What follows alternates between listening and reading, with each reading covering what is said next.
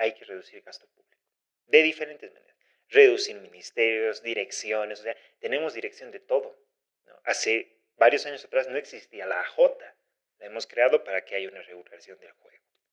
¿Es necesario? No tenemos tasa de desempleo. ¿Por qué?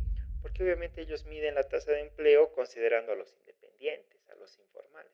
Y sabemos que ellos realmente no reciben prestaciones sociales, no tienen un aguinaldo asegurado y demás. Here we go.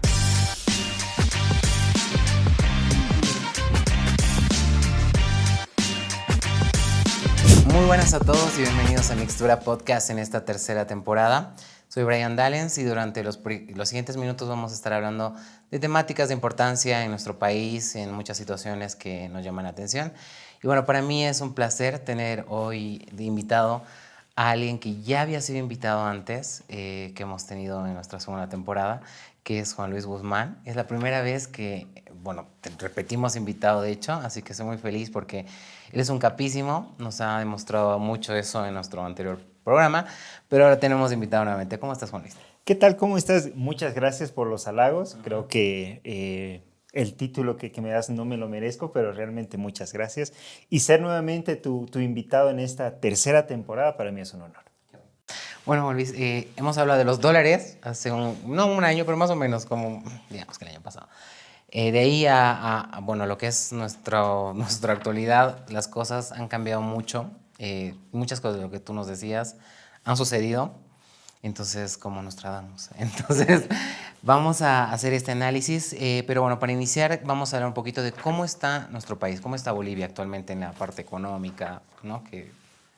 Claro que sí. Mira, lo que pasa y algo muy importante que tenemos que entender es de que Bolivia, el año 2025, ha entrado en una meseta de incertidumbre. Porque, como tú bien sabes, tenemos un año totalmente electoral, ¿no? Como tal. ¿Y eso qué debe significar? Que la economía va a generar altas y bajas, ¿no? Hace un año atrás, cuando hablábamos acá, yo te decía que el dólar estaba en un rango de 9, 10 bolivianos. Hoy, bajo esta incertidumbre, está en un grado de 11.50 hasta 12 en el mercado paralelo, ¿no? Entonces, realmente la situación económica del país ha ido erupcionando diferentes aspectos de decir estamos en problemas. Es cuando un paciente enfermo empieza a presentar síntomas de dolor de cabeza, luego le duele el cuello, el oído. Entonces, Bolivia está en eso. Es un paciente enfermo que tiene diferentes síntomas. Entonces, tenemos que hacer algo nosotros como sociedad para poder enfrentar esta crisis que estamos viviendo ya. Pero, o sea, por ejemplo, o sea, te voy a dar un ejemplo, ¿no? Un sábado te vas al Mega, al Multi, ¿no? Y ves toda la gente súper llena, todos comprando todo. Y tú dices, ¿realmente hay crisis? Y es algo que me pregunto yo, ¿no? O sea, ¿realmente hay crisis? O sea, en el trasfondo. Claro que sí. Lo que pasa es que tu capacidad de poder comprar cosas, poder adquirir servicios ha disminuido. Si bien tú te vas un fin de semana al Mega o un día miércoles en el tema del 2x1 en los cines, vas a ver las salas llenas. Pero, ¿qué es lo que ocurre? Las personas están sacrificando muchos de algunos otros bienes y servicios por darse ese gusto, ese beneficio, ¿no? Ejemplo, yo te voy a poner, yo quiero tomar una taza de té en Alexander, ¿no?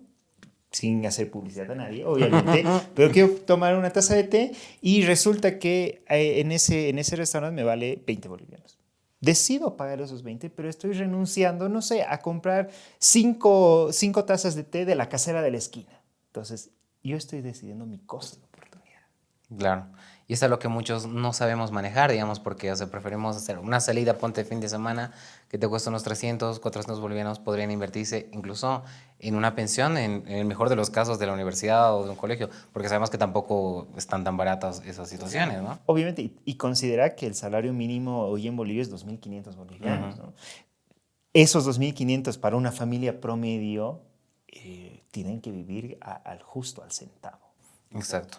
Entonces, bueno, ahora la pregunta es, ¿qué ha subido y qué no ha subido? O sea, yo creo que todo ha subido. ¿Y eso es un efecto de qué? ¿Es del dólar? ¿Es un efecto del dólar o es un efecto de qué? Es un efecto dominó. Ya. ¿Ya? Si bien el dólar es un detonante importante, porque al haber escasez de dólares, los productos que importaban se han encarecido. Porque yo, importador, para traer tu celular, necesito dólares para pagarle. ¿Dónde consigo hoy dólares? En el mercado paralelo. Entonces, estos productos han tenido la tendencia a subir. Pero no solamente es el dólar, sino es un proceso inflacionario que se ha ido dando a lo largo de este tiempo, ¿no?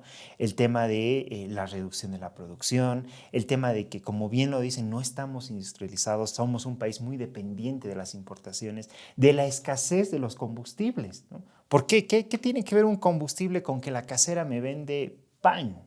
Para traer el pan ahí necesito un medio de transporte. Y ese medio de transporte, al tener que estar horas haciendo filas por diésel, por combustible, resulta que va a encarecer su precio. Entonces es un efecto dominó de todo. Pues que mucha gente no lo entiende. O sea, normalmente si vamos, no sé, a la calle, muchos te dirán, es el gobierno. O sea, digamos, es porque ahora está cierto gobierno, es por ellos que todo está, digamos, muchos te dirán también, he escuchado por ahí, es por la pandemia, son los efectos de la pandemia. Porque sabemos que también hay crisis en otros países, ¿no? Pero como tú dices, es todo el efecto dominó. Pero a ver, ¿somos los únicos que están atravesando este momento duro o es como que mundial o regional? Es que diferentes países están atravesando o han atravesado crisis. Veamos el ejemplo de Argentina. Argentina en el año 2023, antes del gobierno de Milei, estaba en una crisis hiperinflacionaria. Realmente se la veía muy negras.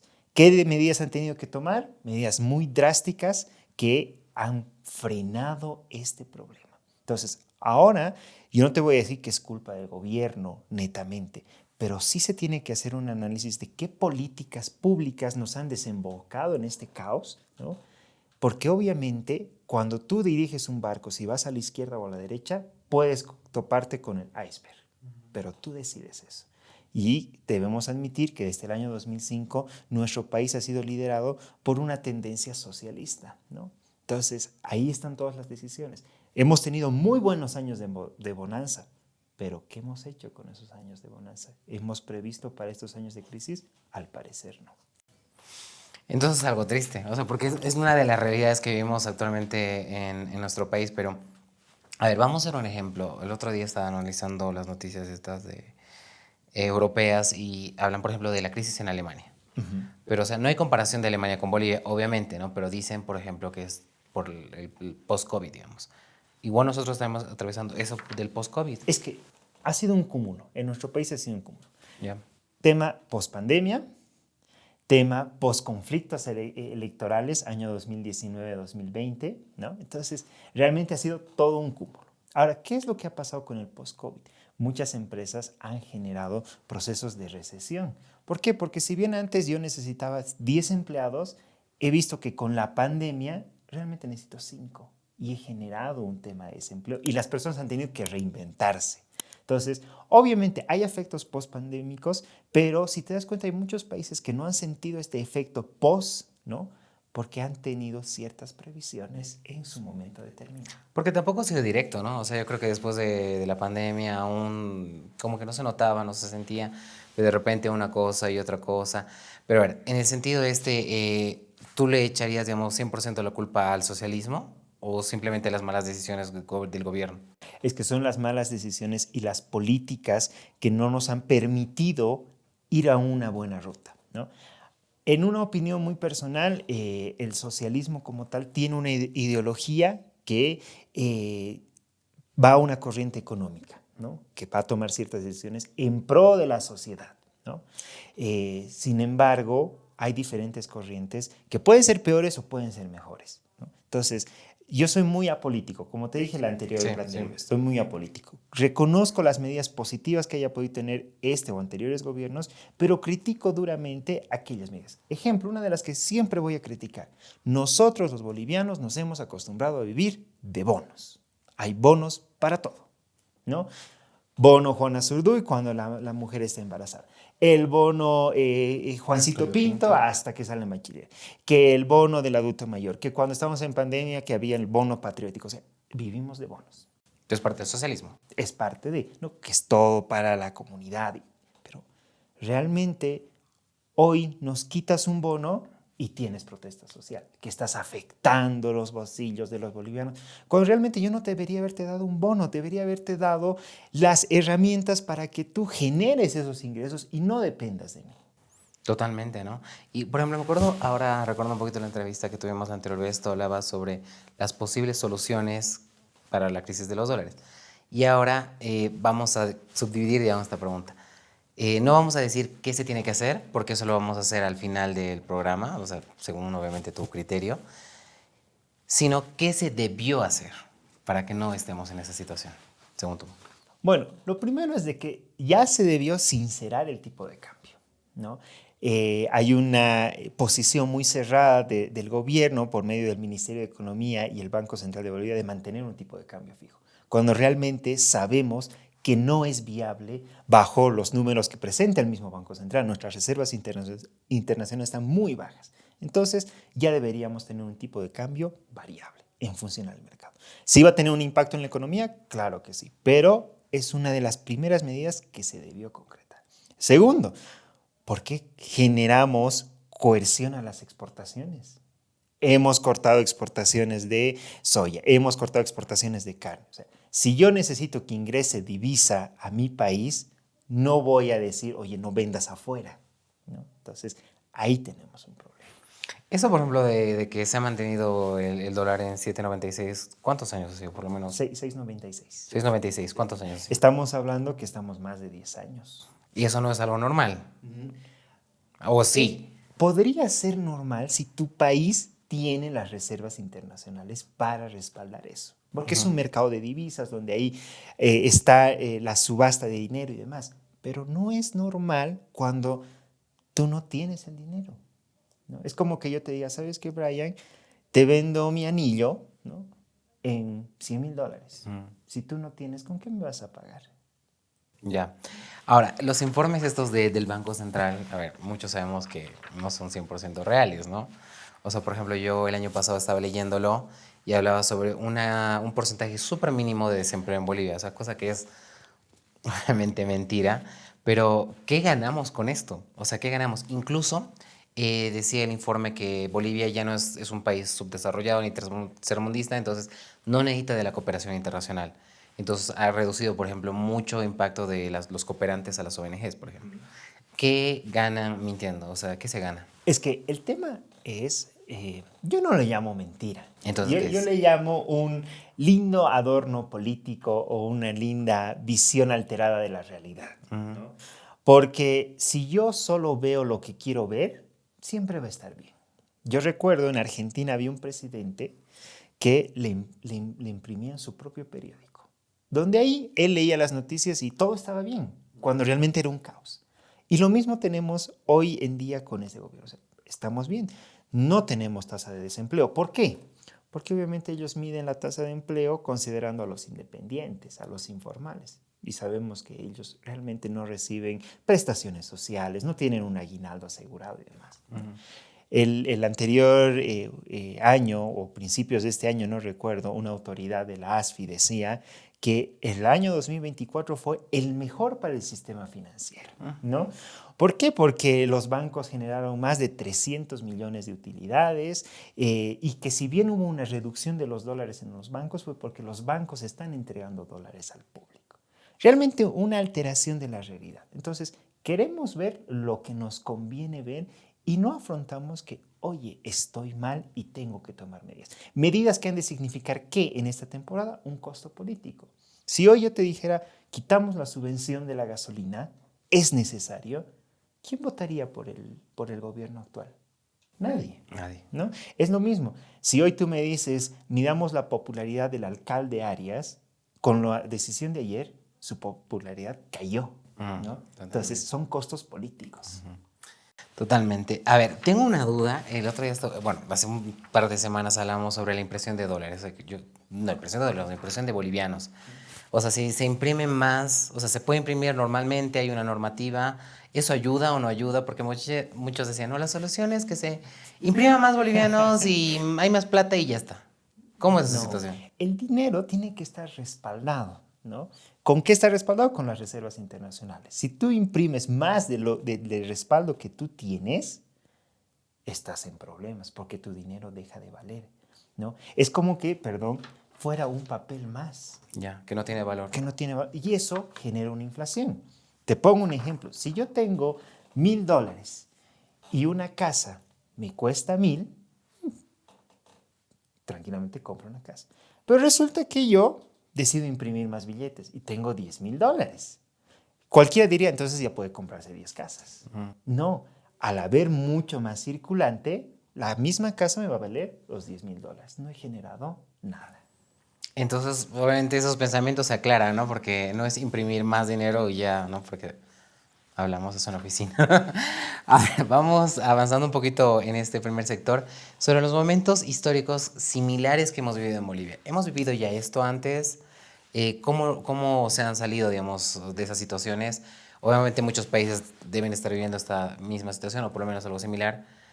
¿Cómo se ha vivido Bolivia y cómo se han salido en aquellos momentos? Bueno, el momento más representativo de los diferentes que ha vivido nuestro país y sus abuelos, sus papás deben recordar el tema de la UDP, ¿no? Que estábamos hablando de Bolivia en los años 80. Cuando realmente, por historias que a mí me contaban, porque yo no había nacido en esa época todavía, pero resulta que era con maletines que les pagaban, que un momento el aceite estaba en plena esquina en 5 pesos bolivianos y a los 5 minutos estaba en 500 pesos bolivianos. ¿Por qué? Porque había una impresión desmedida de billetes, el tipo de cambio estaba por las nubes. Entonces, todo eso, ¿cómo se reestructuró? A través de diferentes medidas económicas. Vino una misión Kemmerer que estableció, por ejemplo, la regulación, el tema de UFBs. O sea, hay varias aristas que se tienen que ser necesarias. Pero aquí va un concepto muy importante. Para entender de la economía, para entender de cómo podemos hacer frente a este país, tenemos que quitarnos de lado nuestro pensamiento político, ¿no? Porque hoy en día todos van a decir, yo en un plan de gobierno en 100 días voy a restaurar la economía. Listo. No, la economía necesita préstamos del FMI. Que otros dicen, no, yo tengo un plan que voy a hacer inyectar 100,000 millones de dólares. Que nuestra economía está bien. Diferentes tendencias políticas que están hablando desde un factor político. Si yo fuera un político cerrado que voy a votar a él sin importar lo que pase, no voy a ver la realidad, ¿no? Eso es un claro ejemplo de que nosotros hoy y en esta temporada que estamos viviendo en el país tenemos que poder informarnos de qué es lo que viene con los diferentes modelos económicos que nos presentan los candidatos. Claro, y justamente, bueno, como muchos sabrán, CKCM es una ONG que no tiene una posición política, por así decirlo, pero sí hacemos política, ¿no? Como cualquier otra persona puede hacer política. Entonces nosotros tenemos una campaña que se llama Vota sin etiquetas en las redes también, donde no apoyamos a ningún candidato, ni mucho menos, pero sí instamos a informarse. O sea, hoy en día, lastimosamente, hay muchas personas que están totalmente cegadas por cierto, bueno, por quien tú quieras llamar, y dicen, no, yo voy a votar por él porque me representa y listo, ¿no? Y no me importa lo que haga, pero... Entonces, lo más importante para las elecciones que se vienen es la información, más que nada. Pero bueno, ese es otro tema. Vámonos ahora a la parte esta de la inversión y del empleo, que es lo que hablamos hace un momentito. ¿No hay empleo en Bolivia o hay empleo? Lastimosamente, el empleo formal ha disminuido en Bolivia, ¿no? Las empresas necesitan reducir sus costos, ¿no? ¿Por qué? No es porque el empresario es el malo y está en contra del obrero. No, realmente los costos de las empresas también han incrementado. Entonces tienen que optimizar los recursos. Te pongo un ejemplo, ¿no? Si digamos para hacer una tarea, antes una empresa te necesitaba a ti y a mí, hoy dice solamente lo necesito a Brian. Para hacer el ¿No? trabajo Para hacer doble. la tarea de los dos, Sí. ¿no?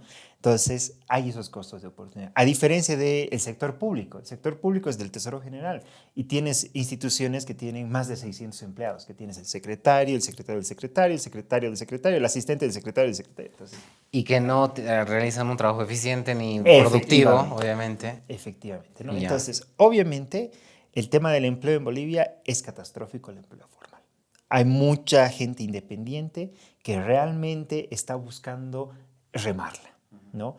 Ni siquiera por cumplir un sueño, más está buscando remarla ante la situación. Por sobrevivir, tal vez. Y obviamente las inversiones del extranjero están totalmente ahuyentadas. Has visto y han debido ver todos los temas del riesgo país, que nuestro país está bajísimo, ¿no? En el tema de atraer las inversiones con un riesgo país muy elevado. Solo por debajo de Venezuela. Exactamente, ¿no? Entonces, ¿qué significa?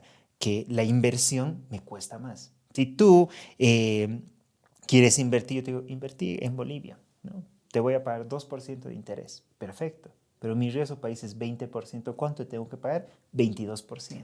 ¿Por qué es muy alto? Porque no tienes la certeza de que tu inversión te vaya a devolver. Totalmente.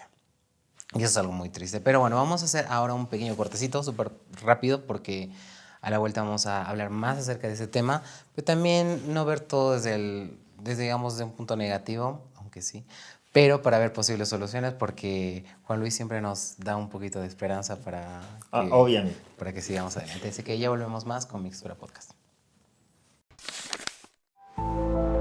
¿A quién le importa? Es un espacio donde las voces son escuchadas, un espacio donde los problemas no se ocultan. Por el contrario, se hablan para que juntos busquemos una solución, porque en un mundo en el que a nadie le importa lo que pase, a nosotros sí. ¿Buscas información sobre la trata de personas? ¿Quieres mantenerte actualizado con las últimas noticias sobre este tema? Ingresa a la página web del Observatorio de Trata de Personas a través de cualquier navegador y vuélvete parte de esta comunidad que lucha día a día contra la trata. Bueno, estamos de vuelta en Mixtura Podcast en esta tercera temporada. Estoy muy feliz de estar aquí, obviamente, compartiendo esta bonita entrevista con Juan Luis. Pero antes de eso, quiero invitarles a todos a que nos sigan en nuestras redes sociales, en SECASEM Bolivia. Estamos en Facebook, Instagram, en LinkedIn, en Spotify. Nos pueden escuchar también ahí. Estamos en todas las redes, así que sigan nuestro contenido y también el del Observatorio de Trata para conocer las actualidades.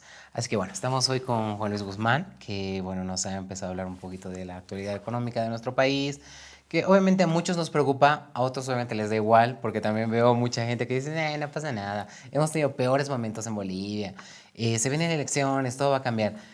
Vienen elecciones este año, ¿tú crees que cambien las cosas para bien, para mal, independientemente de que, digamos, que la hegemonía del gobierno que ha estado durante tanto tiempo salga, se rompe esa hegemonía o, digamos, si se mantiene, va a continuar lo mismo? ¿Cómo va a ser la situación? Porque hay mucha duda en la población acerca de esto, ¿no? Es que obviamente, si seguimos, ¿cómo queremos resultados diferentes si seguimos haciendo lo mismo? Entonces, ahí va la primera respuesta. Segundo, en función de que en un eventual ingreso de otro tipo de gobierno, de otra mentalidad, tenemos que ser conscientes que también vamos a vivir temporadas duras. Va a haber una temporada de recesión porque tenemos que hacer los ajustes necesarios a la economía. Tú decías justamente que una de las soluciones para lo de los dólares, toda la situación que vivíamos el año pasado era el corte del gasto público innecesario, ¿no? Exacto. Pero la idea es que, digamos, si ahora entra alguien que no esté en la línea, digamos, fuera de la ideología del socialismo, digamos, o desde ese punto de vista, que quiera hacer muchos cambios, será algo, por ejemplo, vamos a analizar esto como Milei, que entra y de repente dice, ya, fuera, tú, no sé qué. ¿Se podría dar y sería una posible solución? Tienes que tener una persona muy convencida de sus ideales, ¿no? O sea, Milei para mí es un político de admirar, ¿no? Un economista muy bueno, pero estaba convencido de sus ideales y no ha negociado sus convicciones. La pregunta que yo te hago, ¿tú crees que tenemos candidatos convencidos de sus ideales que no van a negociar sus convicciones? Y la respuesta claramente es que no, y todo el mundo lo sabe. Entonces, obviamente, cuando tú quieres salvar a un paciente, muchas veces las medidas de atacar son agresivas, pero son necesarias, ¿no? Si yo te dijera, bueno, voy a quitar la subvención, sé que tengo protestas en marcha, que el transportista, que la ciudadanía, que aquí, que allá. Si yo te digo, voy a quitar estos bonos, ¿qué? Porque voy a tener diferentes sectores que yo tengo que hacerles frente, ¿no? Entonces, ahí está el detalle del extra. Yo tengo que estar convencido de lo que voy a hacer porque sé que lo que voy a hacer va a funcionar. No es una receta mágica, ¿no? Tengo que saber por qué. ¿Por qué Argentina está tan bien? Porque no es de que Milei a lo loco ha quitado ministerios y ha hecho lo que ha querido.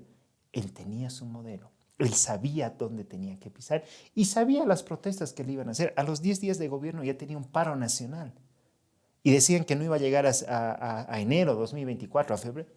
Y está más de un año.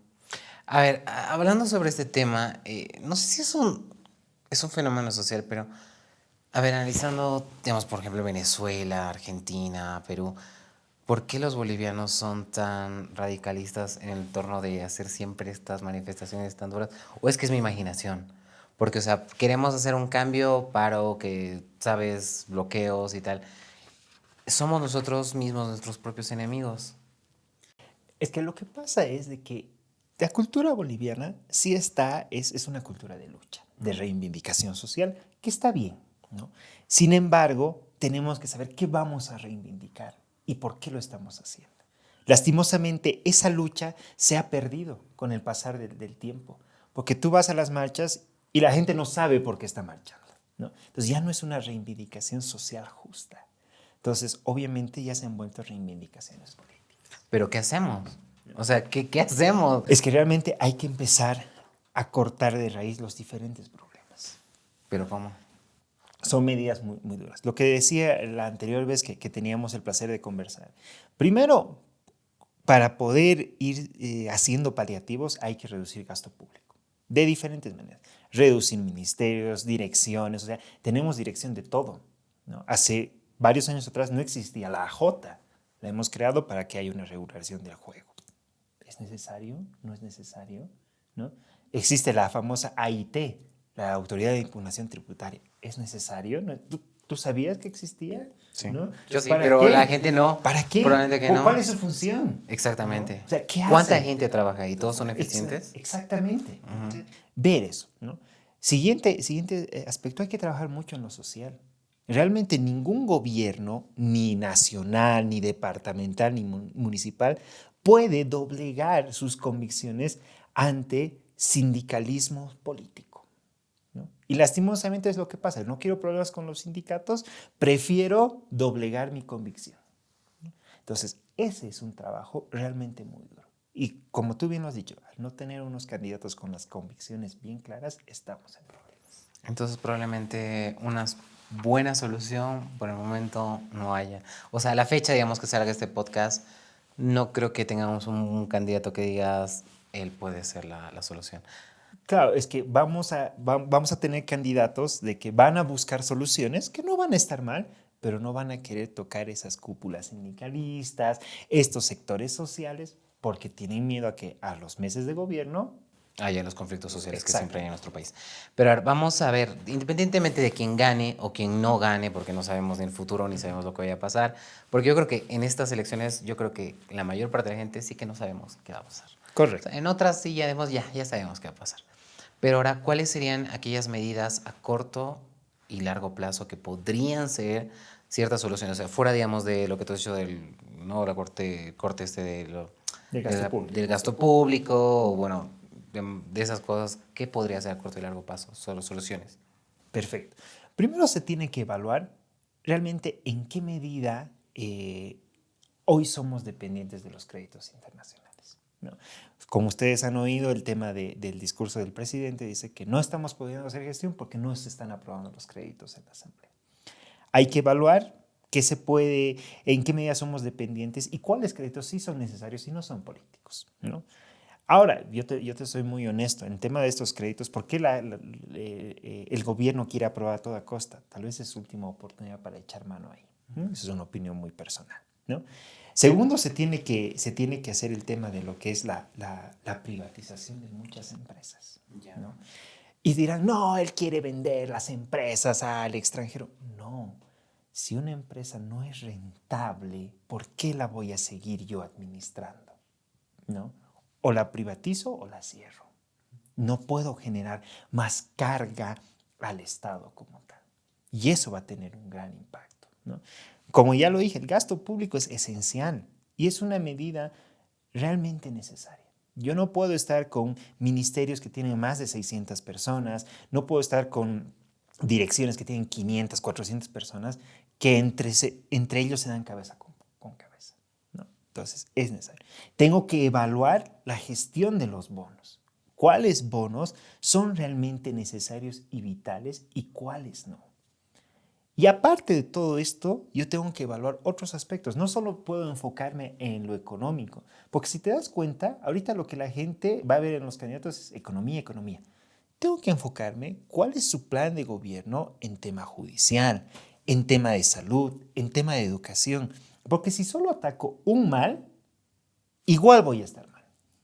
Tengo que atacar a todos, ¿no? La educación, ejemplo. La ley Abelino Signani tiene que desaparecer, ¿no? Y si tiene que aplazarse un estudiante, pues que se aplace y que pase quien sabe, ¿no? Tema de salud, el SUS, ¿no? ¿Realmente es bueno? ¿Es eficiente? ¿Tengo que hacer una reestructuración del sistema de salud en mi país? ¿No? Porque tú sabes y la población sabe, la Caja Nacional de Salud es un desastre, ¿no? Te dan la ficha, hoy sacas hoy y te dan la ficha de aquí a 6 meses, Sí, cuando ya te has bueno. muerto. Listo, simple, ¿no? El tema de la justicia, los fiscales, los jueces, el régimen penitenciario. O sea, realmente, ¿tú crees que la gente ahí en las cárceles deberían estar los niños, sus esposas y demás? Lo siento, cárceles para el que está ahí, esposas afuera, hijos afuera, ¿no? ¿Y qué es eso de las fiestas? Que la otra vez escuchaba una noticia que ha habido amplificación y que tenemos que reestructurar muchas cosas, no solamente lo económico. Y es una gran tarea del nuevo gobierno que vaya a venir. Y eso es a largo plazo. Obviamente. Eso es súper largo plazo. El hecho de quitarte un bono que por más mínimo que sea actualmente va a ser terrible, o por lo menos la subvención de la gasolina, que muchos sabemos que esa subvención debería quitarse ya, pero va a ser algo terrible. Es que este es el momento. Yo, gobierno nacional, hubiera dicho, bueno, están incrementando pasajes en todos los departamentos, no solamente en La Paz, ¿no? Señores, como están incrementando, chao, subvención.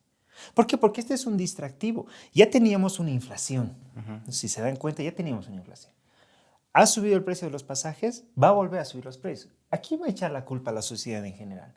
Ah, es que los transportistas, por eso ha subido. No, ya tenemos la inflación. O sea, ya el problema ya está. Entonces, aquí solamente ha sido un paliativo para distraer la atención de que realmente el problema ya venía de atrás. Entonces, tenemos que tomar medidas que a veces son radicales, pero son necesarias para nuestro país. Tenemos que salvar Bolivia. Y tiene que ser radical. O sea, aunque suene feo, ¿no? Porque radical dices como que, ay, no, que no sé qué, pero en realidad tiene que ser duro, ¿no? Entonces yo creo que para las siguientes elecciones tenemos que pensarla todos, informarnos muy bien y esperemos que hayan candidatos que realmente tengan una propuesta que se cumpla, porque puedes prometer todo y al final tampoco cumplir nada de eso, ¿no? Y estar dispuestos, querido Brian, a asumir lo que se vaya a venir, ¿no? O sea, en Argentina, ¿por qué el presidente Milei sigue teniendo más del 50% de aprobación? Porque él dijo, no hay plata, necesito recortar el gasto, tengo que quitar esto, tengo que hacer esto. La gente ha votado sabiendo que iba a haber un periodo de recesión. Y la gente ha dicho, estamos de acuerdo con eso. Les pregunto, ¿nosotros como bolivianos estamos de acuerdo con ese periodo de recesión que va a venir necesario para salvar nuestro país? No. Probablemente la mayoría nos va a decir que no, porque estamos mal acostumbrados a que siempre nos den todo fácil, ¿no? Pero bueno, Juan Luis, ha sido muy bonito, pero el tiempo se nos va increíble, es que yo no puedo creerlo. Deberíamos ampliar el programa más horas, ¿no? Tal vez contigo, o tal vez nuestro podcast, deberíamos saberlo. Pero bueno, eso lo charlamos después. ¿Te acuerdas de esta dinámica del pasapalabra? Sí. Lo vuelvo a tener. Adelante. Así que son 8 palabras. Lo primero que se te venga a la mente, ya sabes, menos palabras, ya sabes. Gobierno. Pésimo. Crisis.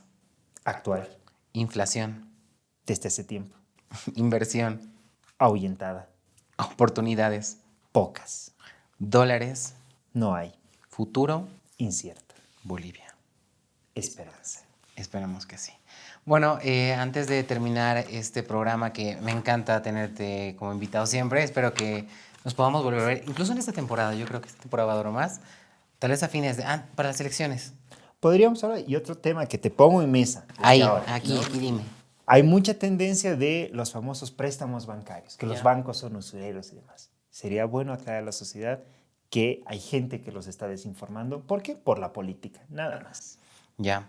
A ver, antes de terminar, ¿algo más que tú quieras decir? Porque estoy seguro que tienes un millón de cosas que decir. Hay un montón de cosas que hablar, pero realmente es tiempo de que podamos reflexionar y que sé que hay días mejores para Bolivia, pero necesitamos gente idónea. Muchas gracias, Juan Luis. Ha sido un placer tenerte.